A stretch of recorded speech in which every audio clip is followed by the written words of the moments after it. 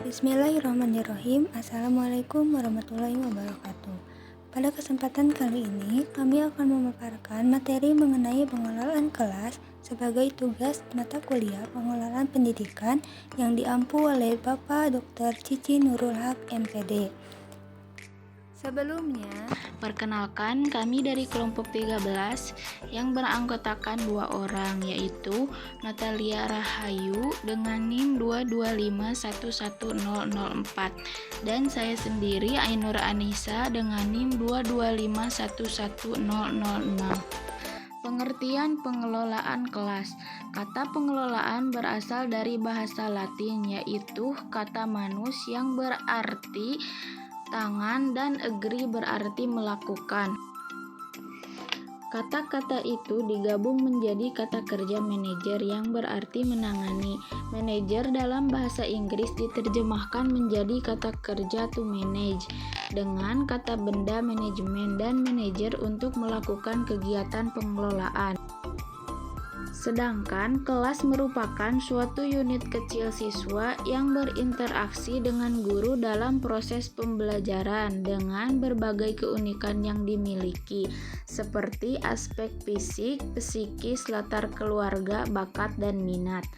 Sehingga dari pernyataan tersebut dapat kita tarik kesimpulan pengelolaan kelas yaitu aktivitas yang dilakukan guru terhadap anak didiknya di dalam kelas dengan upaya mengatur semua komponen pembelajaran agar berjalan dengan kondusif untuk mencapai tujuan pembelajaran.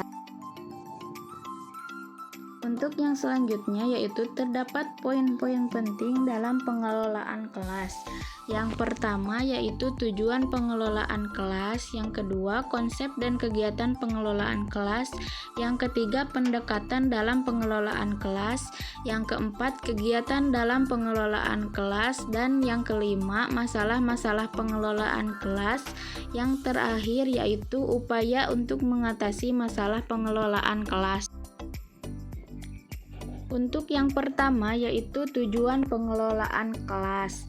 Nah, tujuan pengelolaan kelas ini merupakan keterampilan guru untuk menciptakan dan memelihara kondisi belajar yang optimal dan mengembalikannya apabila terjadi gangguan dalam proses pembelajaran.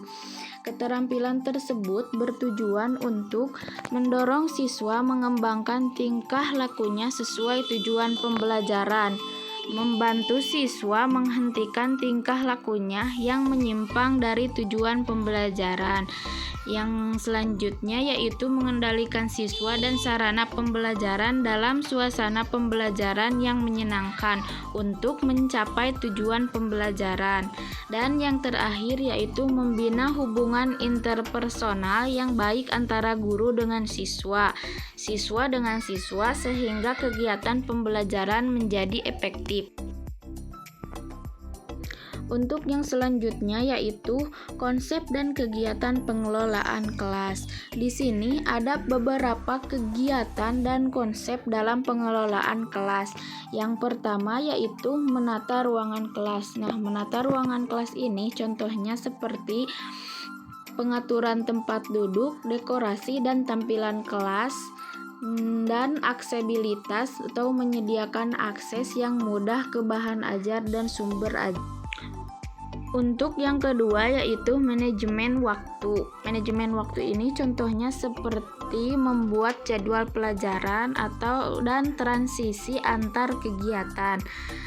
Untuk yang ketiga yaitu hubungan guru dan siswa. Contohnya seperti membangun hubungan yang positif dan konsisten dalam keadilan.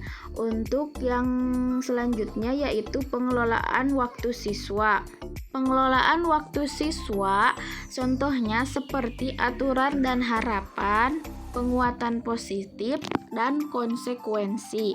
Untuk yang kelima yaitu strategi pengajaran. Strategi pengajaran ini contohnya ada beragam model pembelajaran dan kegiatan interaktif. Yang selanjutnya manajemen kelas berbasis teknologi. Contohnya seperti penggunaan teknologi pembelajaran daring. Yang selanjutnya pengembangan profesional guru. Nah, untuk pengembangan profesional guru ini contohnya seperti pelatihan dan workshop dan kolaborasi dengan rekan kerja. Untuk yang selanjutnya ada pendekatan dalam pengelolaan kelas. Terdapat berbagai ahli yang berpendapat mengenai pendekatan dalam pengelolaan kelas. Salah satunya menurut Alben Ambarita, antara lain sebagai berikut. Yang pertama yaitu pendekatan otoritas. Nah, pendekatan ini yaitu pengendalian perilaku peserta didik oleh guru. Yang kedua yaitu pendekatan intimidasi. Pendekatan intimidasi juga bermaksud untuk mengontrol tingkah laku peserta didik selama proses pembelajaran. Yang ketiga, pendekatan pesimis. Pengendalian peserta didik dengan pendekatan pada penekanan pemberian kebebasan peserta didik. Yang selanjutnya, pendekatan buku masak. Nah, pendekatan buku masak ini yaitu pengendalian perilaku peserta didik berbentuk rekomendasi tentang hal-hal yang dilakukan atau tidak dapat dilakukan. Untuk yang selanjutnya, pendekatan instruksional. Pendekatan pengendalian perilaku dengan menciptakan pembelajaran yang efektif. Untuk yang selanjutnya yaitu pendekatan pengubahan perilaku, pendekatan iklim sosial emosional, pendekatan proses kelompok, pendekatan elektik, dan pendekatan analitik jurnalistik. Untuk materi yang selanjutnya akan disampaikan oleh Notalia. Baik, yang selanjutnya yaitu mengenai kegiatan pengelolaan kelas. Menurut Radmo Harsanto, terdapat berbagai unsur yang mempengaruhi pengelolaan kelas. Di antaranya yang A itu berbagai jenis kelas. Jenis-jenis kelas itu dibagi menjadi beberapa. Yang pertama, jenis kelas yang selalu gaduh, di mana seorang guru harus terus bergelut untuk menguasai kelas, tetapi tidak berhasil sepenuhnya.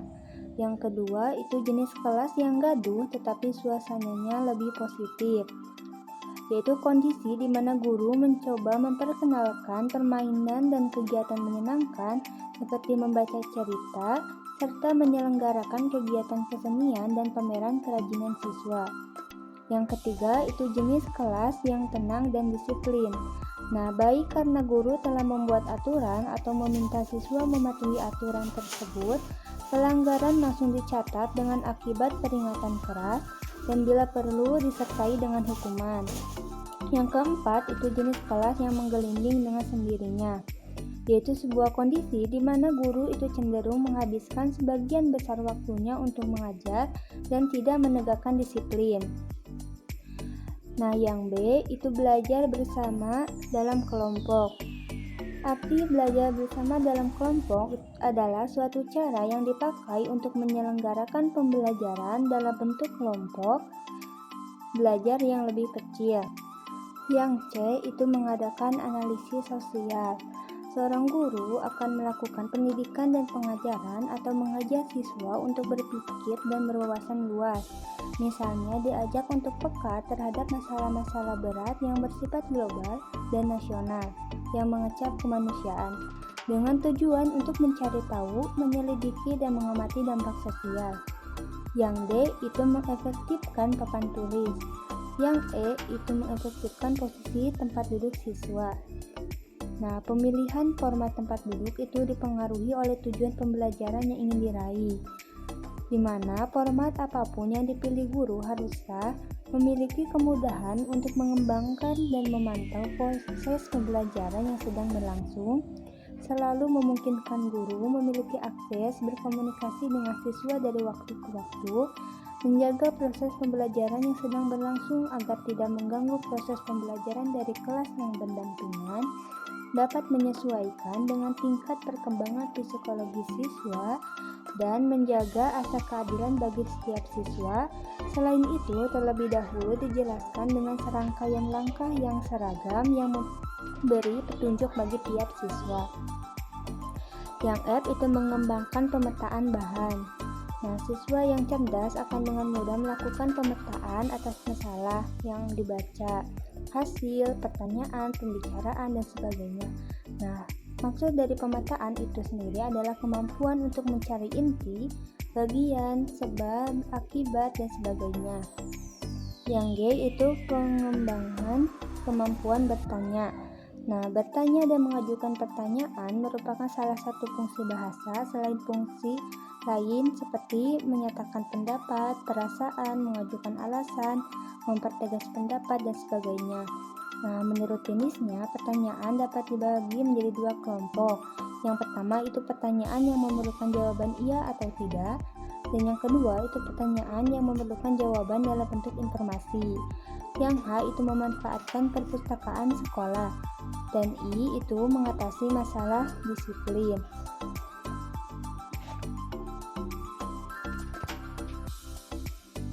Nah, yang selanjutnya, menurut Rusman, pengelolaan kelas meliputi beberapa kegiatan. Nah, di antaranya yang pertama itu pengaturan tempat belajar. Tempat belajar seperti ruang kelas atau lainnya, seperti laboratorium, workshop, atau bengkel kerja, dan sebagainya, dalam prosesnya memerlukan tata atau diatur sedemikian rupa agar dapat menumbuhkan suasana pembelajaran yang aktif, kreatif, efektif, dan menyenangkan. Yang kedua itu pengaturan siswa. Nah, pembelajaran dalam prosesnya didasarkan atas pengaturan siswa yang dilakukan secara klasik atau kelompok besar, kelompok kecil, dan perorangan atau individu. Yang ketiga itu pemilihan bentuk kegiatan. Nah, dalam melaksanakan pembelajaran tematik di sekolah dasar, guru perlu menguasai bentuk-bentuk kegiatan yang berpengaruh terhadap keberhasilan belajar siswa. Nah, dari kegiatan pembukaan, menjelaskan isi, mengajukan pertanyaan, memberikan penguatan, mengadakan variasi belajar sampai menutup pembelajaran. Dan yang keempat itu pemilihan media pembelajaran. Nah, dalam kegiatan pembelajaran tematik juga perlu memerlukan media pembelajaran yang bervariasi. Yang selanjutnya yaitu mengenai masalah-masalah dalam pengelolaan kelas. Menurut Ahmad Rohani, masalah pengelolaan kelas diklasifikasikan ke dalam 3 kategori. Yang pertama itu masalah yang ada dalam wewenang guru bidang studi. Maksudnya, seorang guru bidang studi yang sedang mengelola proses belajar mengajar dituntut dapat menciptakan, memperhatikan, dan mengembangkan iklim belajar kepada kondisi belajar yang menguntungkan. Dengan upaya guru, maka peserta didik berkesempatan untuk mengambil manfaat yang optimal dari kegiatan yang dilakukan. Tindakan atau kegiatan yang dilakukan guru itu tidak keluar dari perannya sebagai guru bidang studi, yang pasti akan berbeda dengan perannya sebagai wali kelas dan guru bimbing konseling. Yang kedua itu masalah yang ada dalam wewenang sekolah. Nah, dalam masalah sehari-hari di sekolah terkadang ditemukan masalah yang ruang lingkup wewenangnya berada di luar jangkauan guru bidang studi. Dengan demikian, masalah harus diatasi oleh sekolah sebagai suatu lembaga pendidikan. Masalah yang berada di bawah wewenang sekolah ialah masalah yang penanganannya bersama dengan pihak-pihak yang berada di sekolah. Adapun masalahnya yaitu pembagian ruang adil untuk tiap tingkat atau jurusan, pengaturan upacara bendera, menegur siswa yang selalu terlambat, mengingatkan siswa yang tidak mau memakai seragam sekolah, menasehati siswa yang rambutnya tidak rapi, memberi peringatan terhadap siswa yang merokok di kelas atau di sekolah, hingga mendamaikan siswa jika terjadi perselisihan antar sekolah. Yang selanjutnya yaitu masalah-masalah yang ada di luar kekuasaan guru dan sekolah. Nah, dalam mengatasi masalah yang ada di luar kekuasaan guru dan sekolah, yang dapat terlibat antara lain yaitu orang tua, lembaga-lembaga yang ada dalam masyarakat, seperti Karang Taruna, bahkan para penguasa dan lembaga pemerintahan setempat. Adapun masalah yang dapat dikategorikan yaitu minum-minuman kelas di luar rumah, bergerombol di jalan atau membuat keributan, mengebut di jalan, perkelahian antar sekolah, pencurian, penjambretan, penodongan, dan pemerasan. Selain itu, pendapat lain dikemukakan Martinus Yamin dan Maisa yang mengemukakan bahwasannya masalah pengelolaan kelas dapat dikelompokkan menjadi dua kategori. Yang pertama yaitu masalah individu dan yang kedua itu masalah kelompok. Nah, selain itu, Rudolf Reichardt dan Pierre Kessel juga membedakan masalah pengelolaan individu itu dalam 4 kelompok.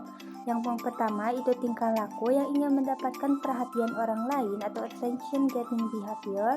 Yang kedua itu tingkah laku yang ingin menunjukkan kekuatan atau power seeking behavior. Yang ketiga itu tingkah laku yang bertujuan menyakiti orang lain atau revenge seeking behavior.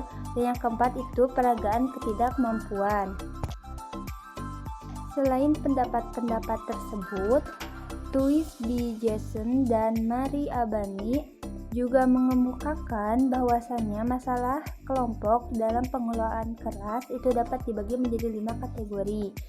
Yang pertama itu kelas yang kurang kohesif, yang kedua itu kelas bereaksi negatif terhadap salah satu anggotanya, yang ketiga itu kelompok yang perhatiannya mudah dialihkan dari tugas yang tengah digarap, yang keempat itu semangat kerja yang rendah, dan yang kelima itu kelas kurang mampu menyesuaikan diri dengan keadaan baru. Nah, yang selanjutnya mengenai upaya mengatasi masalah pengelolaan kelas. Nah, upaya untuk mengatasi masalah pengelolaan kelas itu terdapat 2 tindakan yang dapat dilakukan oleh guru. Yang pertama itu tindakan-tindakan untuk mencegah terjadinya masalah. Yang kedua itu tindakan korektif, yaitu tindakan sebagai upaya guru dalam mengembalikan suasana kelas agar dapat berjalan secara maksimal kembali ketika terdapat masalah pengelolaan kelas. Alhamdulillah telah selesai pemaparan materi mengenai pengelolaan kelas. Sebelumnya kami ingin meminta maaf atas segala bentuk kesalahan baik dalam perkataan maupun dalam tulisan yang kurang berkenan. Wassalamualaikum warahmatullahi wabarakatuh.